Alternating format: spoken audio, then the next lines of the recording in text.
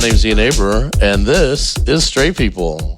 Welcome to my guest this week is Rara Imler. Hello, Rara. How you doing? Hey, I'm great. You doing great? Yeah. You're a local comedian. Mm-hmm. You're a visual artist too, aren't you? I dabble in the visual arts. Yeah, absolutely. You're a Guamanian. You're Chamorro. Yes, I am. Proud Chamorro. Proud Chamorro. Mm-hmm. And how do you identify? I identify as bisexual. Ooh, bisexual. It's like, I think that's the favorite flavor of straight people. Yeah. I've had more bisexual people on than anything else. So that's amazing. So Rara, you and I have known each other for what, like about 2 or 3 years, I feel like? Yeah. Yeah, and you'd come and visit. Yeah, how long have you been in Atlanta? Actually, like almost 2 years. Almost 2 years? All right, awesome. And so tell me a little bit about, so when did you know you weren't straight? So, you're bi now. Yeah. And that's usually kind of a journey to kind of realize that. Because, it's easy to know whether you're gay or straight, but it sometimes takes a minute to figure out you're bi. So, when did you know as a child that you, something's up? I would say probably, one of my earliest memories is being, really attracted to the female fairy in Fern Gully. Okay. She was so hot. She had the Susie Sue hair and everything. I just remember watching watching TV and watching movies, and then just being really attracted to the women in it, especially action movies. I think Terminator. And, so tough ladies like Linda Hamilton. Yeah. I was really into those tough ladies, and I realized probably in middle school that it wasn't just me admiring them. You didn't want to be them, you wanted to be with them. Yeah. Well, it was a combination of both. Yeah. And I would obsessively scrapbook pictures of hot ladies. Yeah. It's so funny that you say Linda Hamilton and here you are in a white tank top. I am in a white some tank muscle, top. some blonde hair. And a ponytail. And a ponytail. Yeah. I did not consciously do that. You are That's giving funny. me some Terminator 2 right now, honey. Thank you. Oh, that's funny. Okay. Well, that's awesome. And so from thought to action, how did that happen for you? I mean, there was schoolyard girl kisses and stuff like that. Yeah. I feel like every kind of elementary school kid goes through with that little innocent exploration kind of thing. But my first really gay experience was probably when I was 15 and I made out with one of my best friends when we were drunk. Yeah. And then I was like, oh boy. And they were very straight. Yeah.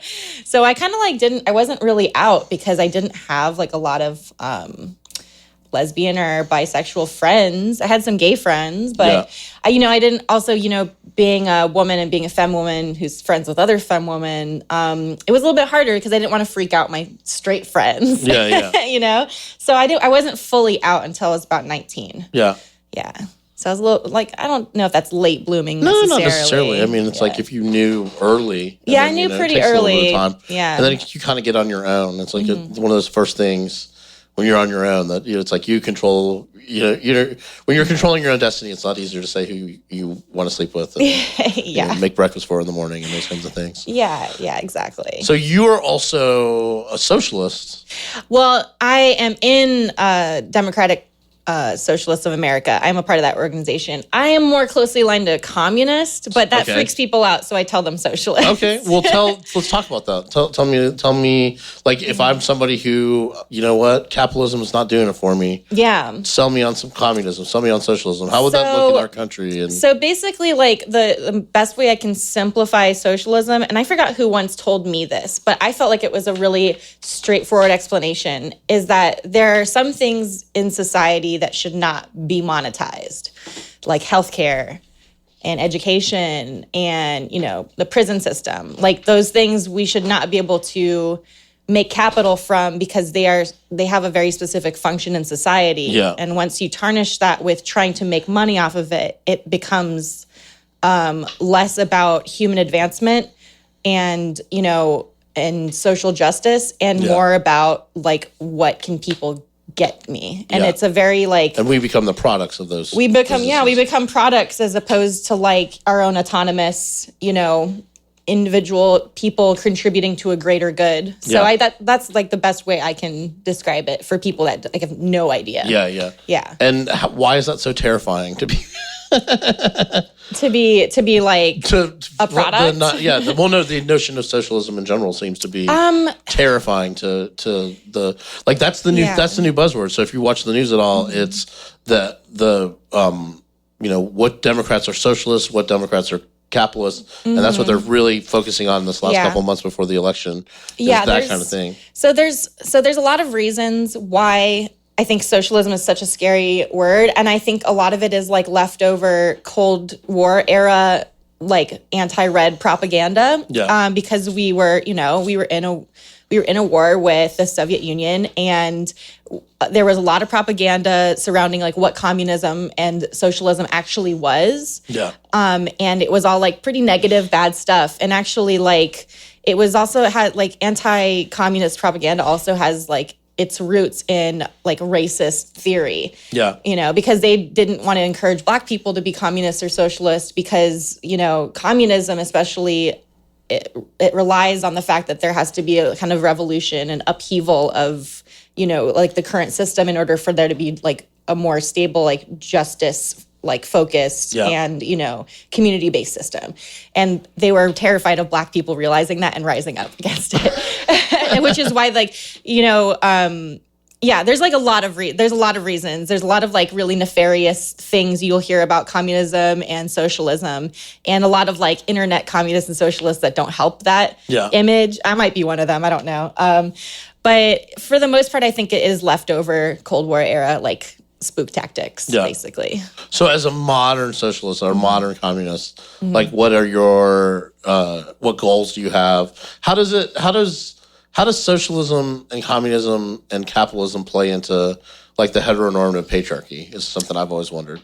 Like, is it really like, I mean, basically you like to me, the socialism in the United States is that they subsidize you having children. I mean, that's like to be straight is to be paid by the government and in some capacity. Yeah. Because, when you are procreating, you're making another consumer. And, it's such a complex question too, because historically communism and socialism hasn't done a great job of addressing the needs of the queer community, and has sometimes played a part in oppressing them. So that as like modern like communists and socialists, we are really like aware of and like in moving forward. And like to be quite honest, like there's a lot of LGBTQ people in the current like left movements that I've been part of. But it plays into it because, like for example, like this is a really difficult question. You might want to cut it if I don't give a good enough explanation. But like, for example, just on the patriarchal side, not even touching on heteronormative patriarchy, but on the patriarchal side, when women were expected to kind of fall in line with even now, falling in line with a specific set of behaviors and a specific like set of like things they could and couldn't, participate in. And that was very much upheld by the idea that men were in control of the capital, therefore were in control of women who didn't make capital. And like who didn't quote unquote contribute. And all they did was like child rear. Like, all they did. All they did, exactly. And even now in modern society, like child rearing and homemaking is not considered like work. It's considered, it's like considered a luxury to be able to stay home and like, take care of kids. And it's like, no, it's stressful. It's stressful. I mean, my mom's a single mom and she raised 3 of us, and, she can tell you all about that, about how much work that is. But yeah, like, so it you might want to cut this. I don't know. Like, I wish I could like answer this better. No, you're answering it just fine. So I don't know. Mom, what do you think?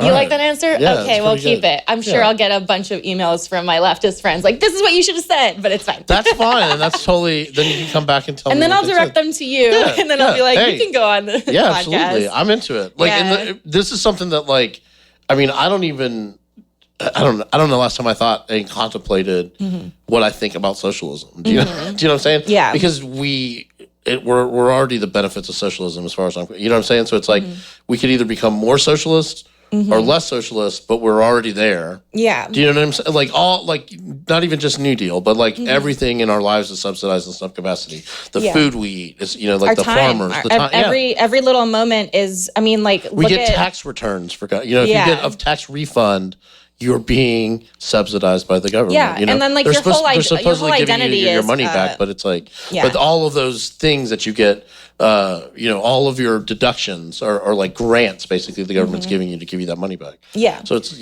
in my mind, that's what I look at it. So it's like, when somebody's like, oh, we're a democratic republic, it's like, with a lot of socialist programs. Yeah, and that's the thing. The thing is that the things that people call socialist programs are just. That's just like basic stuff that you get with taxes. Like that's just, and I just hate the idea. Like a good example is the $717 billion defense budget that got approved.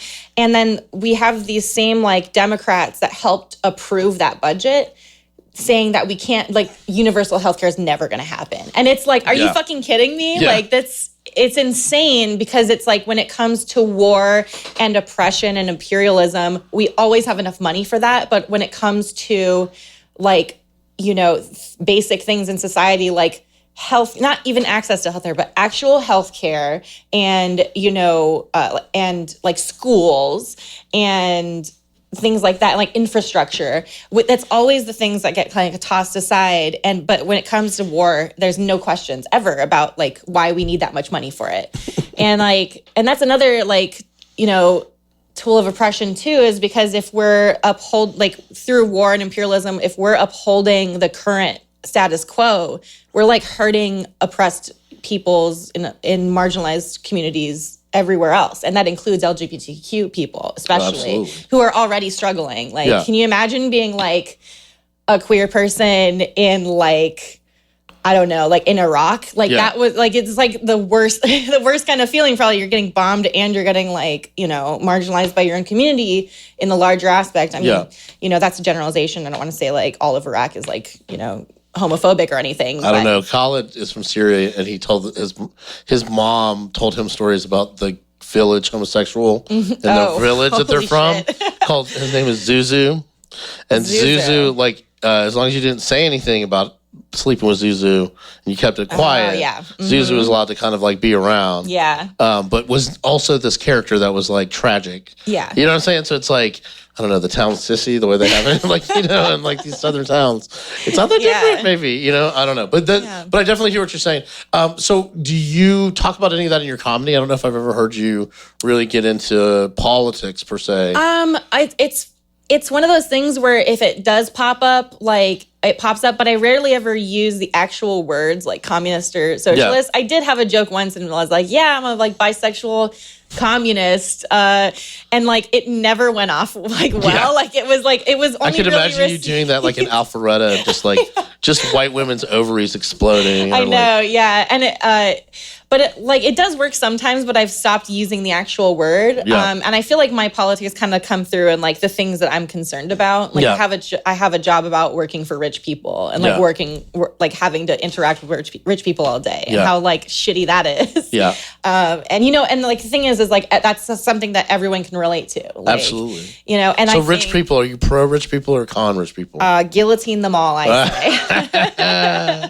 Redistribute funny. Their wealth. Some to people the poor. love like if you're not rich, you're either one way or the other about rich people. Yeah, you're that person that can be a rich person's friend, right? And like they, the rich person gets to do most of the talking, and you know what I mean. Like it's like you have those kind of friendships. And I'm like, when I say rich, I'm like 1%er. But there's obviously people that I don't know. You need meet that people much. in Atlanta who are rich, and it's just like I mean, they are some of the worst people. Yeah, they're absolutely horrible. Ugh. I mean, like. I'd say like anyone you're thinking of that you're probably friends with is probably just like upper middle class, which is pretty close to being awful. And I've met a lot of upper middle class people that are pretty the people I think of the most are the ones whose parents are the ones who are super rich. Or grandmama. Those are honestly the worst people. Yeah. Those are kind of there's the worst a lot people. of that, and there's a lot of that in comedy too. Yeah. And some of those people are fine, but when they're bad, it's like, oof, you can tell, like, people's class privilege really comes out in situations where there's like a lot of mixing, and like comedy is one of those things. Oh yeah, like, and everyone's from a different background. Everyone does comedy, and it's like you can kind of tell the people like people will react differently to someone that's just like, man, my Corvette's in the shop, and da da da. And then everyone's just looking at them like, are you fucking kidding me right now? Like, I'm doing a joke about how I'm like going broke from hospital bills. Like, fuck you. But like, they quickly realize like what they can and can't say, because you either lean into it. Like, I feel like Natasha Leggero is a good example of that. Like, she really leans into like the bougie. Oh, absolutely. Yeah, like she's. But she makes herself sort of she's the antagonist of her own story. So it's she's not the really hero. Self-aware, but if you're not self-aware of your class privilege, then you come off like a complete like asshole. And nobody wants to listen to that. But there's the opposite where could you imagine like Natasha Leggero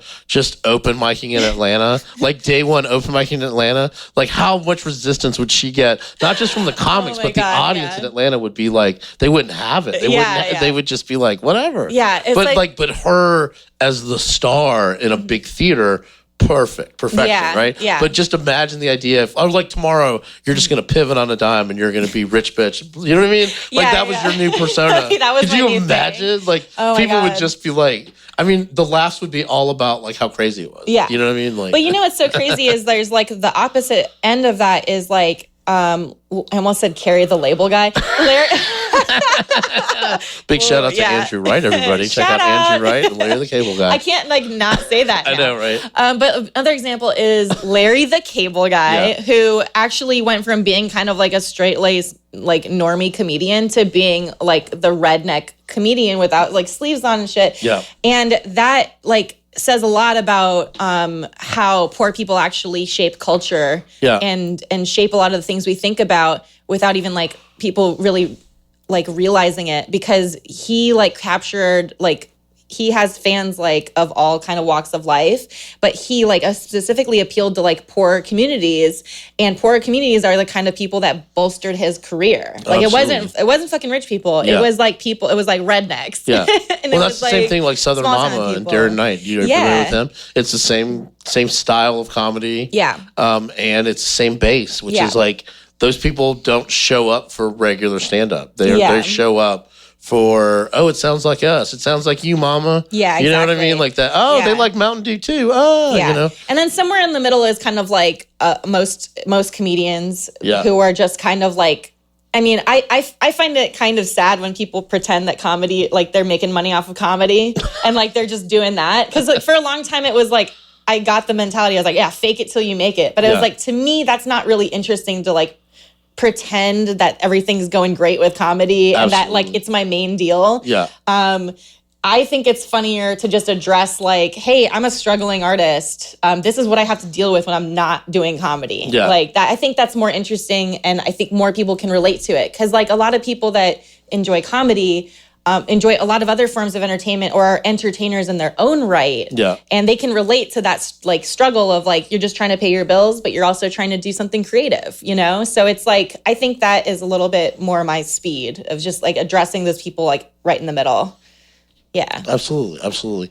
Have you done Fest? Have you done? Yeah, I did Fest I did Fest like 3 times now. Yeah. Tell me about that. I've heard about it a few times, and I've heard is it good and bad? I've heard kind of good and bad things about it. I was really resistant to it when I first moved to Gainesville, Florida. But describe what it is first. Okay. So Fest, for those who don't know, is it's like a punk rock festival that takes place in Gainesville, Florida every year at the end of October. And they have a comedy showcase, which has been going on for a pretty long time. Kyle Kinane was headlining it a whole bunch. And then he like switches off with some other LA comics like Chris Gethard and like Alan Strickland Williams and all those guys. And I was on it about 3 times in the showcase portion, for the comedy showcase portion. And it's a big punk rock festival. It's like happens over the course of one weekend. And it's like every smelly, gross, fucked up, weird, cool, like awesome and interesting person you can imagine filters into town, and the whole place smells like PBR and tacos for a weekend. And it's just like a lot of fun. It's a ton of fun, and like it happens every year. So you see a lot of the same people come back every year. Like it's a tradition. And how have your sets been? You've had a good time with it? Yeah, I only had good sets at Fest, which is crazy because the showcases start at like noon, like in the afternoon. Oh, wow. And I've been going, and I would always go up like earlier because I was one of the locals. I didn't have to travel very far for it. It was like actually just like right down the street from my house, the venue. So it was like great. I rolled out of bed. That's awesome. After like, you know, hanging out till 7 a.m, and then I go to this noon show. And it's always been like a full, like almost full house every time I've done it, which is crazy. And it's gotten like a reputation. Like people specifically like get up and get out of bed, you know, to come and watch this comedy showcase. Yeah, it's a lot of fun. Nice. And so like in Atlanta, I don't know if you've run any show, you've run anything yet? Or? I did. So I'm a co-producer of Nerdlanta. Oh yeah. Yeah. Right. I'm like a little bit more hands off with that thing. But I do like help out. I'm like, I'm a horrible co-producer. Sorry, Chris. But I also do a fundraiser every once in a while for DSA, for the local chapter. It's called Fistful of Laughs. Yeah. And it's to benefit the brake light clinic that we do. It's a free brake light clinic for all the residents of Atlanta. They come and get their brake lights fixed. Oh, nice. And how frequently do you guys do the brake light clinic? They've, I think, had 2 so far, and they're doing their 3rd one later this month, if I'm not mistaken. And is that to help people, like, basically avoid being... Yeah, it's to reduce interaction with cops, basically, specifically for marginalized people who might be more targeted than others. Nice. And also just to kind of like build awareness of our organization and do something that directly helps the community. Yeah. Which I feel like is not something that the Democratic Party has necessarily been good at. Yeah. Especially like so DSA, again, what does that stand for? Democratic Socialists of America. Yeah, and there's an Atlanta chapter? Yeah, there's a Metro Atlanta chapter. How big is it? We have, I don't really know our exact numbers. I know that nationally we have 47,000 members. Okay. Yeah. Wow. And it's been around since, I want to say, in its current iteration, like the 60s, like the national chapter. Yeah. I think that's when they like had the name that they had now. I could be wrong about that. But yeah, it's really cool. Like we do like training workshops. We have organizer meetings. We have little mixers where you can come and meet people and just kind of like chill out. Nice. Yeah, it's like... It's fun. It's fun. Yeah. And it's like, it's a really good way of kind of like getting your issues out there and like, you know. Is it a mix of like straight and... Stacey Abrams. Nice. Yeah. Yeah. We're really excited about her. Yeah, me too. She is great. Yeah. The things about they're doing with her debt, it's just absurd to me. That makes me like her more. Like, well, I'm just like, you have debt? Hell yeah. But all the people who are ragging on her debt, do they not have debt? Is that what this is? Yeah, you know that doesn't make me like those people anymore. You know what I mean? Are you telling me that the people running against her all don't have any debt? Because if that's the case, I'm never voting for those people. You know what I mean? Like they have nothing in common. You have no skin in the game. Like you literally don't. Do you not have monthly bills? Yeah, exactly. You know what I mean? Like unrelatable, completely unrelatable. Yeah, I mean, it's kind of like the same attacks you were seeing on Ocasio-Cortez in New York and how like, oh, she's just a bartender from the Bronx. And it's like, excuse me, I used to be a bartender and I'm fucking totally fine with her being a congresswoman. Yeah, like, absolutely. That like, it's just like, that's like a level of classism. I'm really at the point where you can just let anybody be, like anybody other than like an old, dusty, straight white dude. Yeah. Just for a year or two. Yeah. I mean, come on, let everybody have a turn. Yeah, exactly. It's like...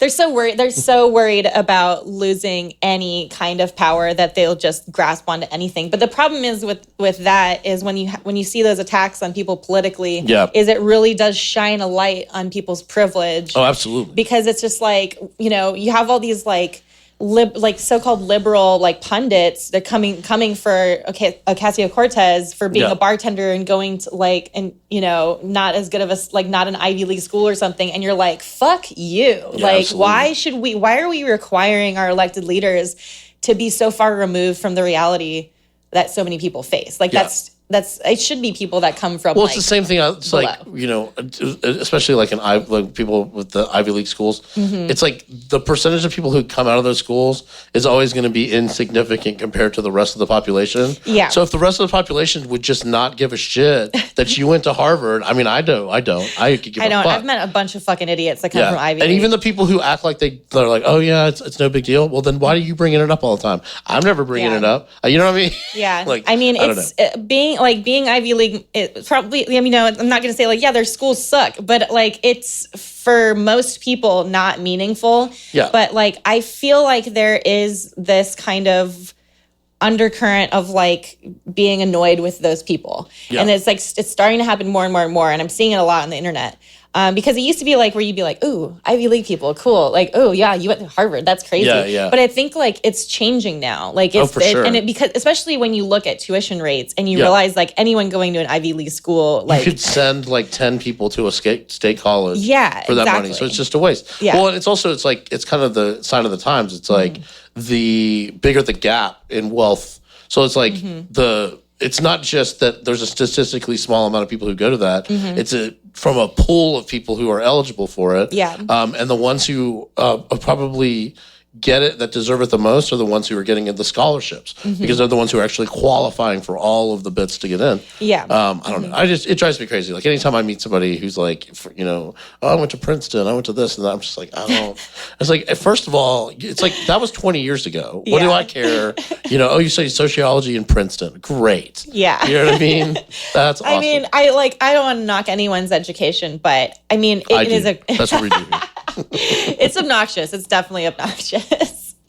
And also just people that are getting into those schools, it's only a really small percentage of people getting into those schools are coming from the bottom, starting from the bottom now that they're Ivy.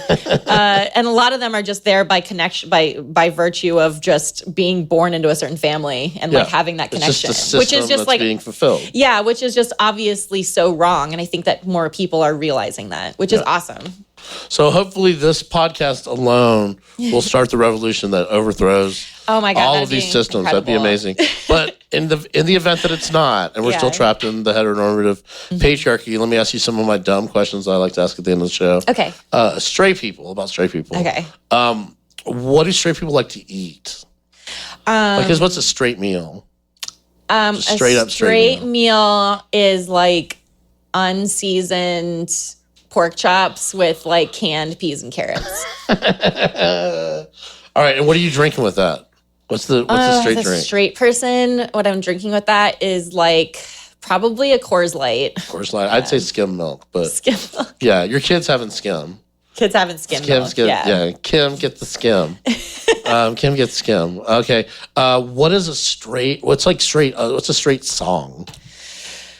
Oh, what's the straightest fucking, it's the straight people are we're fucking tonight. Old Crow Medicine Show. Is that who sings Wagon Wheel? No, Rock Me Mama. Oh, okay. I think that's, Rock Me Mama. Yeah, that's it. Yeah, that's how they rhythm. That's how they sync up when they're doing it missionary style. The Appalachian missionary style. That's amazing. So, tell people where they can find you. You can find me ranting about everything and anything on Twitter at Island Goth, or on Instagram, where are mostly pictures of my cat and other people's animals. And that's Rara from Guam. Okay, awesome. Well, this has been Straight People. That's been Rara. I'm Ian Aber. Continue to listen. Hey, subscribe and maybe rate us or something, or buy a T-shirt. I don't know. Just do something, okay? Just do something.